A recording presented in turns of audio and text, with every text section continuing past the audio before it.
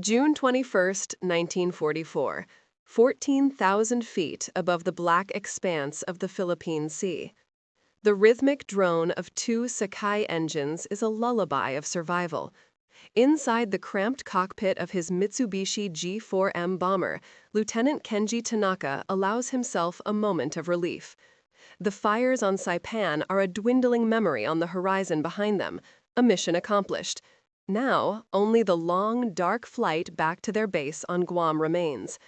His co-pilot, Sergeant Ito, scans the instruments, his face illuminated by their faint green glow. The crew is exhausted, senses dulled by hours of adrenaline and the monotonous vibration of the airframe. They are a speck of life in an immense, empty void of sky and water. The tail gunner's voice, usually a laconic drawl, crackles through the intercom with a note of curiosity, not alarm. "Control, tail, unidentified aircraft, 5 o'clock low. It's large." Tanaka feels a flicker of annoyance. An American patrol? Unlikely. Not this far out, not at this hour. The Americans flew their graceful P-38 Lightnings and their rugged P-47 Thunderbolts. They were formidable in daylight, but the night belonged to the Imperial Japanese Army Air Service. Still, he banks the bomber, known to the Allies as a Betty, for a better look. Ito squints into the darkness. There, against the faint iridescence of the moonlit clouds, is a silhouette. It is bizarre. Two long booms, like the prongs of a fork, with a central pod slung between them. A fat, ugly design, painted a dull, non-reflective black. It seems to lumber through the air, lacking the predatory grace of a true fighter. "What is that thing?" Ito mutters, half to himself. "It looks like a transport they've strapped guns to." The gunner agrees. It's clumsy, like a pregnant cow. American. The comment draws a few tired chuckles over the comms. After the tension of the bombing run over Isley Field, a little humor is welcome. They have seen rumors of a new American night fighter in intelligence briefings, but the drawings made it look like a designer's bad dream. Seeing it in the flesh, it seems even less threatening. Tanaka levels the wings of the Betty. Their mission is to get home. He pushes the throttles forward slightly, the engines responding with a deeper growl. They will simply outrun it. Whatever that ungainly beast is, it surely cannot keep pace with a G4M stripped of its bomb load. Miles away, in the central nacelle of that same ugly aircraft, Lieutenant Dale Haberman of the 6th Night Fighter Squadron keeps his hands steady on the yoke of his Northrop P-61 Black Widow. The machine, nicknamed Lady in the Dark, feels less like an airplane and more like a flying gun platform. It is heavy, powerful, and utterly devoid of elegance. In the cramped compartment behind and below him, radar operator Raymond Mooney is hunched over the ghostly green eye of his SCR-720 airborne intercept radar scope. For him, the world is not the moonlit sky, but a circular screen filled with static and possibility. "Steady, Dale," Mooney's calm voice comes through the headset. "Target is holding course. Range 2 miles. He's picking up speed." "He sees us," Haberman replies, his voice flat. He glances at his own fuel gauges. They are barely a quarter of the way through their reserves. They took off from Saipan hours ago, climbing into the darkness on a patrol vector, a silent, listening sentinel. For most of the flight, there was nothing but the hum of their twin Pratt & Whitney R2800 double Wasp engines and the crackle of static. Then, a single, faint blip have appeared on Mooney's scope. A ghost, a contact, returning from the direction of the island. Now, that ghost had a shape. A Betty, running for home. "He thinks he can outrun us," Mooney says, a hint of grim satisfaction in his voice. He adjusts a dial, refining the return. The blip sharpens. He's wrong. On the Betty, Lieutenant Tanaka watches the dark shape stubbornly hold its position. It's not falling behind. In fact, it seems to be keeping pace with an unnerving lack of effort. The laughter from his crew has faded, replaced by a tense silence. The joke is wearing thin. This is not a transport. This is a hunter. But a hunter of what kind? No fighter he has ever encountered has this kind of persistence. The P-38s would have given up the chase by now, their fuel running low. The carrier-based Hellcats would be turning back toward their steel island. But this thing, it just stays there. A black smudge against the stars, patient and menacing. A silent partner in their desperate flight east. The ocean below is an unforgiving wilderness, and home is still hundreds of miles away. The fuel needles in the Betty are dropping far faster than the ones in the Black Widow. The race has begun, but one of the contestants doesn't seem to know it's supposed to be a sprint. It's settling in for a marathon. The minutes stretch into an eternity of droning engines and strained silence. Inside the G4M bomber, the atmosphere has soured from dismissive humor to a cold, creeping anxiety. Lieutenant Tanaka keeps his eyes fixed on his instruments, trying to coax a few extra knots of speed from his aircraft. He pushes the engine mixture to its leanest setting, a desperate gamble to conserve every precious drop of fuel. Every so often, he risks a glance over his shoulder. The black shape is still there. It hasn't gained on them, but more importantly, it hasn't lost ground. It hangs in the darkness, a constant, unwavering presence that mocks their attempts to escape. "He's still with us," the tail gunner reports, his voice now tight with strain. "No change in position." "How is that possible?" Sergeant Ito asks, his knuckles white on the controls. "We are flying at maximum continuous power. No fighter has the legs for this." This is the question that begins to unravel the crew's composure. Their entire doctrine is built on the understanding of their enemy's limitations. American fighters were fast, heavily armed, and deadly in a dogfight, but they were tethered to their bases or carriers by a relatively short leash of fuel. A long-range chase, deep into the night, hundreds of miles from any known American airfield, was simply not a tactical reality. It defied the logic of aerial warfare as they knew it. Yet the evidence was undeniable, a dark speck in the sky that refused to disappear. You can fight an enemy you understand, but how do you fight a ghost that obeys none of the rules? In the cockpit of the P-61, there is no such anxiety. There is only methodical, patient work. "Steady now, Dale," Mooney's voice instructs, a calm counterpoint to the thrum of the engines. "Let him burn his fuel. We've got all night." Haberman eases back on the throttle slightly. There is no need to rush. He can feel the power of the Black Widow, the immense reserve in its fuel tanks. This aircraft was not built for elegant dogfights over Europe. It was born for this exact moment, the vast, lonely expanses of the Pacific night. It was an interceptor designed with the endurance of a bomber. He scans his own gauges. Oil pressure, steady. Engine temperature, normal. Fuel, abundant. They could follow this Betty all the way to its doorstep on Guam if they had to. The sensory experience inside the Black Widow is alien.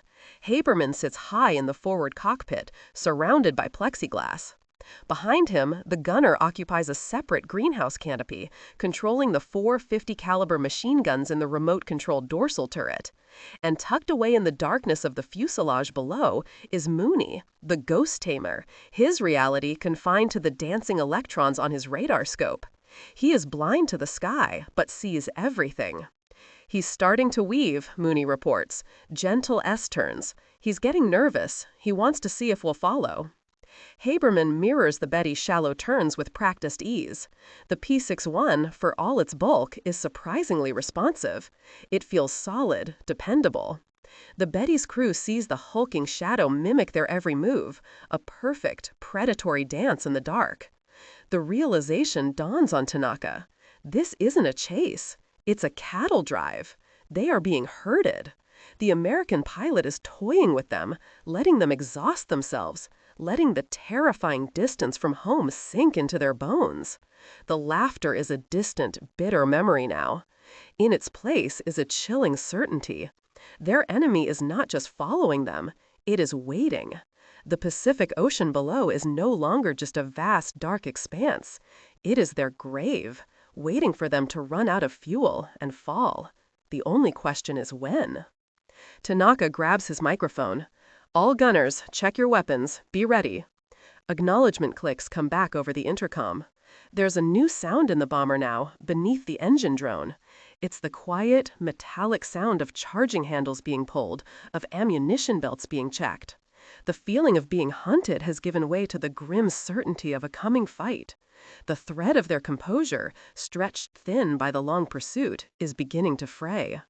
They are alone, thousands of feet above an empty ocean, stalked by a creature whose capabilities they cannot comprehend. And home is still impossibly far away. The chase continues eastward, a silent drama played out against a canvas of stars. An hour passes, then another. The island of Guam, a sanctuary of safety and landfall, remains a frustratingly distant promise.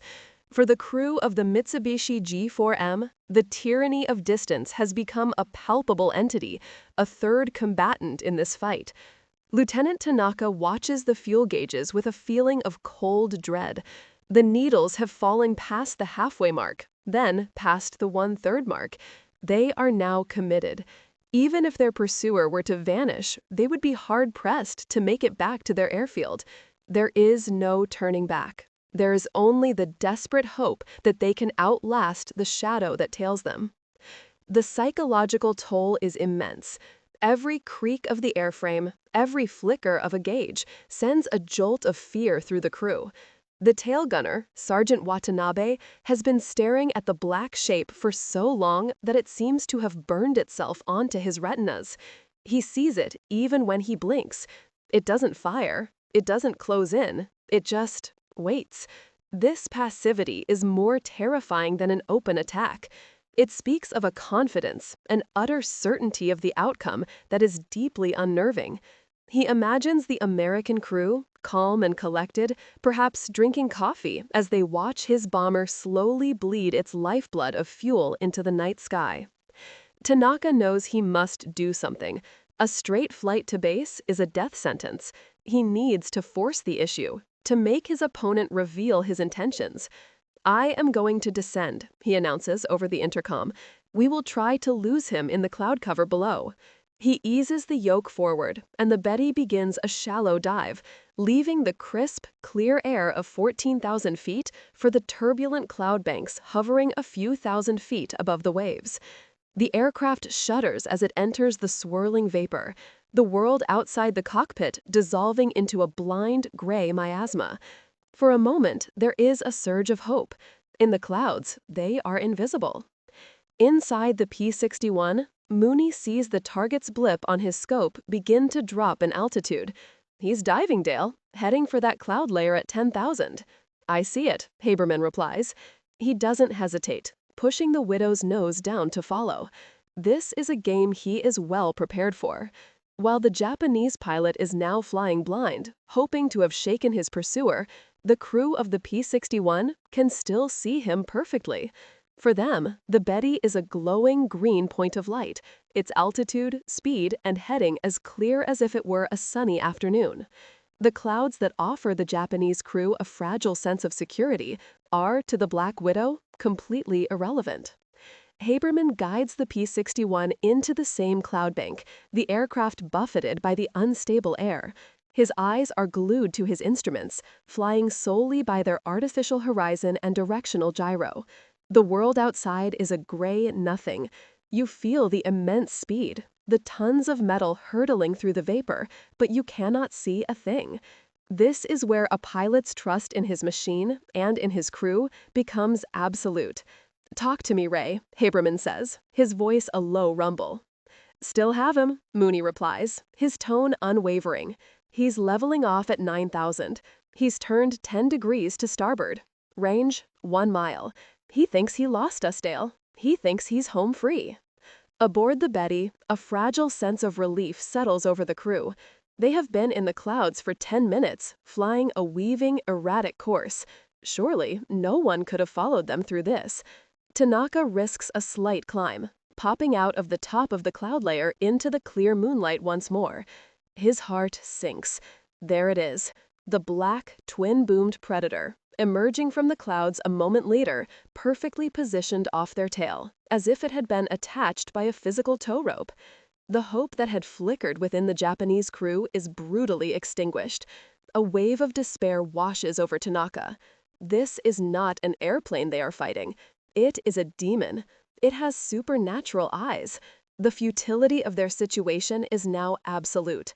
Their technology, their training, their very courage, all are meaningless against an enemy who can see in the dark.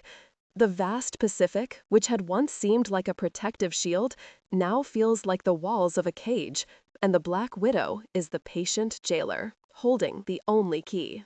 The moment of despair aboard the Betty hardens into a final, fatalistic resolve.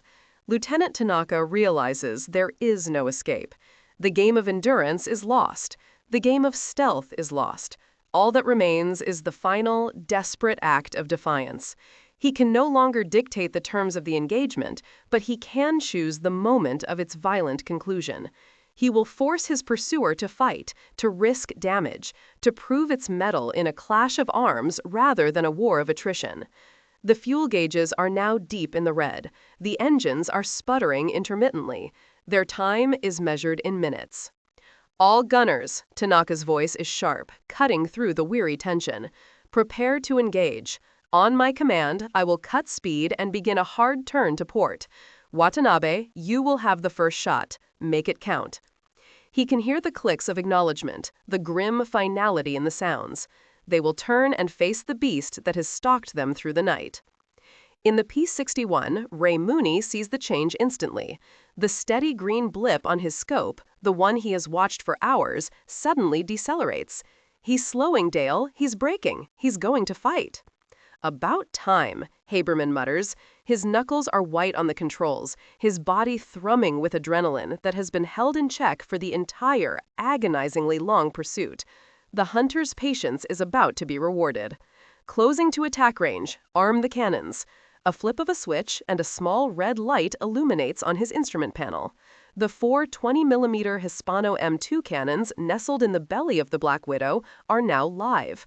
They carry more destructive power than the primary armament of a Spitfire or a Mustang. They are designed not for dogfighting, but for obliteration. As the Betty slews into its turn, its broadside becomes a perfect target. Sergeant Watanabe in the tail presses his face against the sight of his 7.7mm machine gun. He sees the black shape finally swell in his vision, no longer a distant speck, but a monstrous approaching insect. He squeezes the trigger, and a pathetic stream of tracer rounds arcs out into the night, hopelessly inaccurate, swallowed by the immense darkness. Haberman ignores the tracers pinging harmlessly off his armored windscreen. He is in his element now. The P-61 is not a nimble duelist, but in this moment it is a devastatingly stable gun platform. Mooney's voice is a steady drumbeat in his ears, calling out the range. 800 yards, 700. He's filling the scope, Dale. 600. You're in the envelope. Haberman's thumb moves to the red button on his control column. He looks not through a complex gyroscopic sight, but a simple illuminated ring projected on the glass in front of him. He places the lumbering silhouette of the Betty squarely within that ring. There is no complex deflection shooting required. This is an execution. He presses the button. The effect is instantaneous and horrific. It is not the chattering of machine guns, but a deep, percussive roar, like a giant tearing a sheet of metal in half. 4 streams of high-explosive 20mm shells, firing at a combined rate of over 2,400 rounds per minute, converge on the Japanese bomber. From the Betty's perspective, the belly of the Black Widow erupts in a blinding flash of orange fire. A fraction of a second later, the shells arrive. They don't just puncture the bomber's thin aluminum skin, they detonate inside it. One shell rips through the port wing root, igniting the fuel tank in a massive, blossoming fireball. Another tears through the fuselage, shredding control cables and turning the radio operator's compartment into a charnel house. The Betty shudders violently, its port wing collapsing as the fire consumes its main spar. The controlled turn becomes a horrifying, uncontrolled lurch toward the sea. Inside the cockpit, Tanaka is thrown against his harness as the bomber snaps into a death spiral. His world is a nightmare of screaming alarms, the roar of the fire, and the shriek of tortured metal. The initial mockery his crew felt for the ungainly American plane seems like a memory from another lifetime. That clumsy brute was a lie, a carefully constructed illusion. The truth was this: a terrifyingly efficient killing machine designed for this one singular purpose.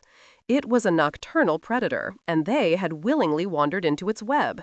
The powerful cannons had delivered the ultimate, inescapable lesson, and the long, dark fall to the ocean below was the final, silent punctuation. The fireball of the dying G-4M bomber illuminates the cockpit of the P-61 in a brief, ghastly orange glow. Lieutenant Dale Haberman banks the Black Widow in a wide, graceful circle, watching the flaming debris cartwheel into the waves below. It vanishes with a final, insignificant hiss, and the Pacific is dark once more. The only evidence that a life-and-death struggle took place is the lingering smell of cordite in his own cockpit and the single triumphant blip on Mooney's radar scope fading into the sea return. "Target destroyed," Mooney reports, his voice calm but layered with the fatigue of the long watch. "No parachutes." "Confirmed," Haberman replies.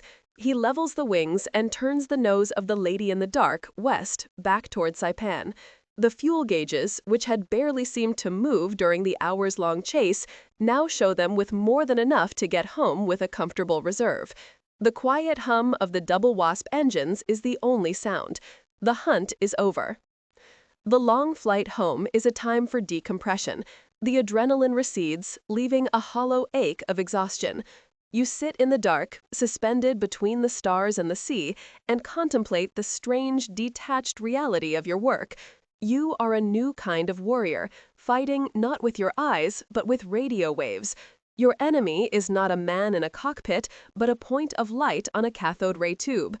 You stalk him for hours, a disembodied ghost, until the moment he becomes terrifyingly real, a silhouette in your sights. Then, with a press of a button, he vanishes again, this time forever. It is a clean, technological, and deeply chilling form of combat.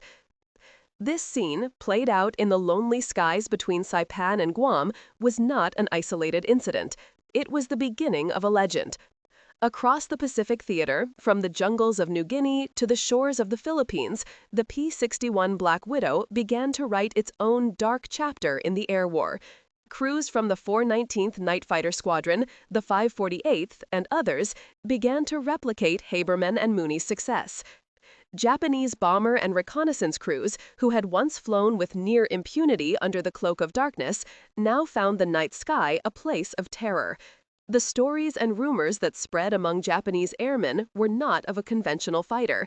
They spoke of a Kuroi Kajo, a Black Widow, a silent, demonic aircraft that could appear from nowhere, hundreds of miles from any known enemy base. It was a plane that could not be outrun, a hunter whose endurance was seemingly limitless. Pilots returning from long-range missions would report being stalked by a patient shadow that would follow them for hours, a psychological torture that frayed nerves and drained precious fuel. The initial laughter at the P-61's ungainly, brutish appearance was replaced by a deep and abiding fear. The plane was not an ugly duckling. It was a purpose-built monster, and its most terrifying weapon was not its devastating cannons or its magical radar, but its simple, overwhelming ability to stay in the air. Its range made the vastness of the Pacific a prison, and its presence turned every long flight home into a potential death sentence. The Black Widow had taught them that in the new war of the night, there was no horizon far enough, no ocean wide enough to guarantee escape.